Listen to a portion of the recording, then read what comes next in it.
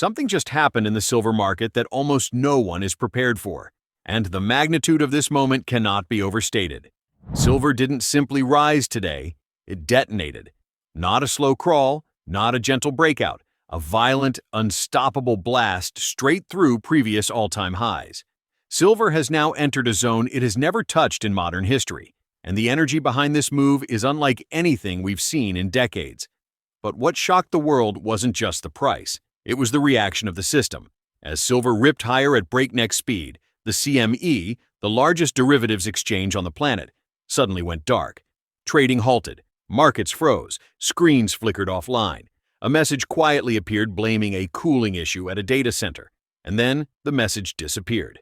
Just like that, silver's bull run didn't pause. The exchange paused, and if you understand monetary history, you know exactly how rare and alarming that is. This moment will be remembered, not because of a technical glitch, but because the system flinched exactly when silver began telling the truth about the world's money. As Mike Maloney warns, we are entering a period where money is unraveling, confidence is eroding, price signals are returning, and silver, the ultimate monetary whistleblower, is leading the way. Today was not just a price spike. It was a symptom of a monetary cycle that can no longer be contained. Let's break down what happened, why the system reacted the way it did, and why Mike Maloney believes silver is about to enter the most explosive phase of its multi-decade cycle, a phase that could redefine global finance. The silver's bull run hit a CME circuit breaker, but the cycle won't stop. Money is unraveling, confidence is eroding, price signals are returning, and silver is leading the way. The bull run didn't pause, the exchange did. That tells you everything you need to know about where this cycle is going. And he has nailed it here. When silver began its surge, it wasn't because of a single trigger. It was because of years of pressure building beneath the surface finally breaking through. Inventories in London and COMEX have been quietly shrinking. Industrial demand has been steadily rising. Mining supply has been struggling. Investment demand has been simmering beneath the calm. And fiat currency confidence has been eroding after years of monetary expansion. So when silver shot past $55 and then $56, the speed wasn't surprising to those who track fundamentals. What was surprising was the system's reaction. As silver approached escape velocity during thin liquidity and after-hours trading, the CME abruptly halted multiple markets: silver, gold, currency futures, and several derivative instruments. For a moment, the global financial system was blind. The official explanation landed almost instantly: a cooling failure. But experts, engineers, technicians, data center designers immediately pointed out glaring inconsistencies. These facilities don't rely on a single cooling system. They're built with redundancy on top of redundancy. Backup chillers, backup power, backup air handling systems, entire floors designed to take over when others fail. The timing was suspicious enough that the precious metals community erupted. But here's where Mike Maloney's insight becomes critical. He doesn't get lost in the conspiracy. He zooms out and he points to the cycle. Whether the cooling failure excuse is true or not doesn't change the fact that the system halted right as silver signaled instability in the monetary world.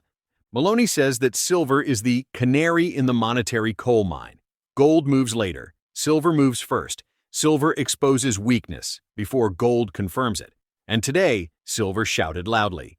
To understand the magnitude of this moment, we have to look at what led to it. For months, exchanges have been quietly raising margin requirements. For gold, 6.7%, then another 6.3%, then another 5.9%. For silver, 6.7%, then 9.4%, then 8.6%, then more.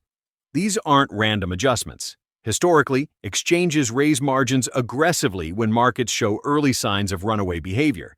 It's a pressure valve. They're trying to slow enthusiastic buying and shake out weak hands. But this time, margin hikes didn't slow the market. They accelerated it. Silver shrugged off every single increase in leverage costs, responding with even larger and more aggressive upward moves. This is exactly what happened in the late 1970s silver run.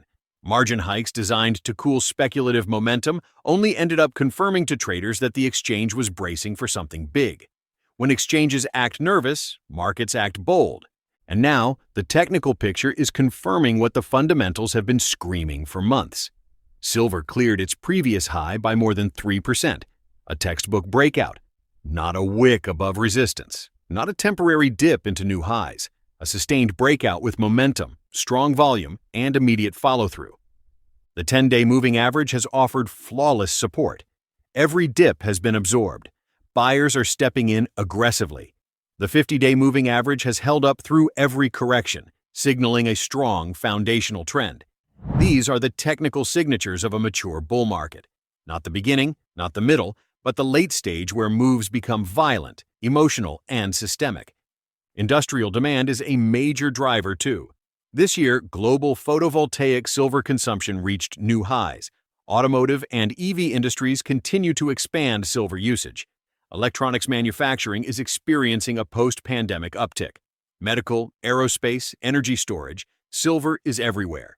It has quietly become one of the most essential industrial metals in the world. And unlike other commodities, silver is also deeply monetary. The perfect storm. Then there's the mining side. Primary silver mines are scarce. Most silver is produced as a byproduct of lead, zinc, copper, and gold mining. That means silver supply doesn't respond quickly to higher prices. Even at $50 plus, miners don't suddenly double production. They can't. Silver's supply elasticity is extremely limited. Above-ground inventories? They've been hammered. LBMA vaults have seen steady multi-year declines. COMEX registered silver is at dangerously low levels compared to open interest, and sovereign mints have openly acknowledged supply constraints. This is the real reason silver exploded. Not retail hype, not meme mania, not rumor. Structural shortages meeting rising global demand in the middle of a monetary cycle shift. And now comes the part Maloney thinks is most important: confidence. Confidence in fiat currency systems is fragile right now. Inflation shattered trust. Currency devaluation is accelerating. Major powers are diversifying out of the dollar. Central banks are hoarding gold in quantities not seen since the 1960s. Nations are experimenting with bilateral trade settlements that bypass traditional Western financial infrastructure. In this environment, silver's behavior makes sense. When fiat confidence breaks down, silver, the closest thing to people's money, begins to rise relentlessly. Gold rises too, but silver rises faster. Silver is the truth teller, the whistleblower, the warning alarm. Price signals are returning. The era of manipulated calm is ending. Markets are beginning to price assets honestly again, something they haven't been allowed to do for decades. And when honest pricing returns in a world of manipulated money, suppressed metals explode. This is why Mike Maloney compares today's movement to the late 1970s. Back then, inflation was raging, confidence in the dollar was collapsing, geopolitical tension was high, oil prices were surging, and gold and silver quietly built energy before blowing the roof off the system. Silver exploded from under $6 to over $50 in less than 2 years. Gold went from under $200 to $850. These weren't normal markets. They were blow-off phases driven by monetary fear. And the government panicked. Paul Volcker stepped in. Margin hikes came fast. Then position limits. Then the infamous liquidation orders only rule, a rule that guaranteed silver's price would fall by prohibiting new buying. That rule instantaneously crushed the Hunt brothers' position. But more importantly, it saved the US dollar. Gold and silver peaked on the exact same day the rule was announced. Now look where we are today. This silver breakout is happening at almost the same point in the cycle. Same season, similar macro conditions, similar inflation psychology, similar deficits, similar global distrust in Western currency structures. Except this time, everything is bigger. Debt is bigger. Monetary supply is bigger. Deficits are bigger. Emerging markets are bigger. BRICS are bigger. The gold accumulation trend is bigger. The distrust is bigger. This is why Maloney suggests that silver's 1979 high, $49 to $52, should be adjusted upward by a full order of magnitude given today's monetary environment. In simple terms, add 1 0. The world today is not comparable to the late 1970s. It's far more leveraged, far more indebted, far more dependent on monetary expansion, and far more vulnerable to currency instability. And that's the key. Because when the monetary system reaches this stage of the cycle, price movements stop being normal, they become messages. Today's price move was a message, and the CME halt was a message too. whether intentional or accidental. The system blinked. Silver didn't. And here's something else Maloney emphasizes. The psychology of markets changes drastically during these moments. What feels like a peak to inexperienced investors is often just the beginning of the emotional phase. In the late 1970s, silver had multiple false highs before the real parabolic rise began. This current breakout may be the warning run. The real blow-off may still be ahead. The current environment is even more unstable. Supply chains are fragile. Geopolitical tensions are rising. Nations are diversifying reserves. New trade systems are emerging. Inflation remains elevated. Debt to GDP ratios are at record levels. And trust in institutions, financial and political, is deteriorating rapidly. Every single one of these factors is bullish for silver. But the most revealing signal of all is the reaction of the system itself. When a supposedly stable exchange halts during a monetary metal breakout, it indicates strain not in the metal, but in the pricing mechanism. And when pricing mechanisms strain, markets begin looking to the physical market for truth. That's when explosive movements happen. That's when decades of suppressed value begin flooding toward equilibrium. Silver today is not just reflecting industrial demand. It is reflecting monetary fear. And that's when silver behaves at its most volatile, its most aggressive, and its most honest. But if you look at what's going on here, it was rising and rising and rising. Now the Hunt brothers had a major concentration in the silver market, and it is my total belief that because the Federal Reserve was involved in some of these decisions, Paul Volcker, but it is my belief that that gold was in a runaway, and that threatens the survival of the dollar. The dollar had only been a fiat currency for 8.5 years, and they were trying to get gold under control. But gold is a huge market. It takes a lot. Now, in the silver market, it was I don't know the exact size back then, but it was around 1/300th of the size of the gold market, something like that. There are times, though, where it's only like 1/30th of the gold market instead of 1/300th. It was much easier to control. And then the Hunt brothers had a major concentration. So they had basically a scapegoat, and they had somebody that had a major concentrated position that they could break if they kept on changing the rules. So they went up and they kept on increasing margin requirements and increasing margin requirements. But still, it did a breakout. So here we have roughly $6 at the beginning of 79. And then we've got 1750, higher than 1750 here in September. And then at the end of November, just like today, this is, what was that, 43 years ago, something like that. It did a breakout and started a run, and they would increase margin requirements and increase margin requirements. And then they put in position limits. A futures contract is 5,000 ounces. They put in a position, you could only hold so many futures contracts. And that caused major players that had very large positions to have to dump a whole bunch of their silver, but that didn't stop it. And it kept on running and running and running. And then they finally had to put in a rule, liquidation orders only. Now, we haven't started any of this shenanigans yet. Now, in my study on this, I mean, I'm dyslexic, and I couldn't read this many books, but I bought a stack of books this high. And the best one of them was called Manipulation on Trial, and it was a study of how the government and the commodities exchange broke the Hunt brothers with all of these changes, especially the position limits.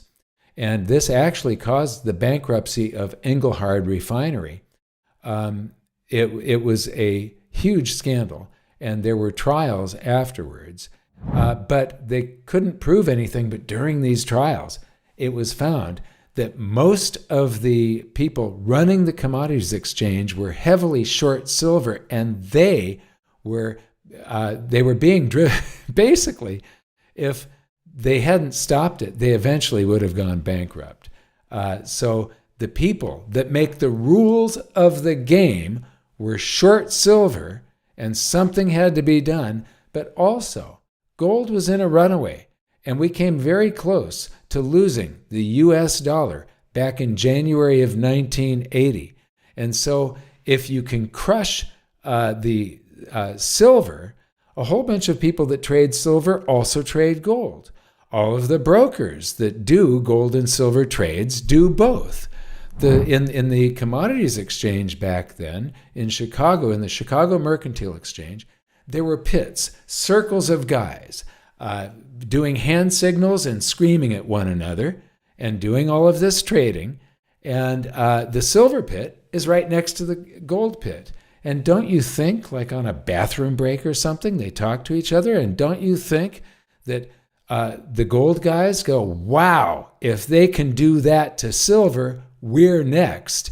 And gold and silver peaked on the same day. They put in a rule called liquidation orders only on silver, and that is a rule that says until this rule is lifted, the price of silver can only go down. It means that you can close out existing futures contracts, but you cannot buy a new futures contracts. If there are no buyers and all you've got is sellers closing out old deals, that means the price has to fall, period.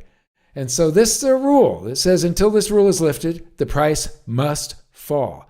And don't you think the gold traders go, oh my God, we're next? And they all said, sell. And that's when gold and silver peaked and the dollar survived. Now, history is repeating, and it is interesting that this breakout is coming on approximately the same day, 40 some years later, as it did back in November of 79. And we may be off to the races. So it's possible by next January we could be seeing some very, very high prices in silver. But to account for the expansion of the currency supply, to account for the growth in GDP, perhaps we need to move this decimal one place to the right. We are witnessing a historic turning point. Silver's surge today was not just a price spike. It was a revelation, a system under pressure, a currency losing stability, a monetary cycle accelerating, and a metal that has always told the truth now telling it louder than ever. So now the question shifts to you. Was this really a cooling issue? Or was silver's breakout simply too revealing for a system that thrives on controlled price signals? And where do you think silver will go if this moment mirrors the late 1970s, but with far bigger global forces in play? Share your thoughts below, and if you want more deep, clear, and honest analysis of what's unfolding in real time, make sure to subscribe. We are entering the most consequential phase of the monetary cycle, and the moves ahead will be even more dramatic. Stay informed, stay prepared, and stay focused, because the next chapter of this story is about to be written in real time.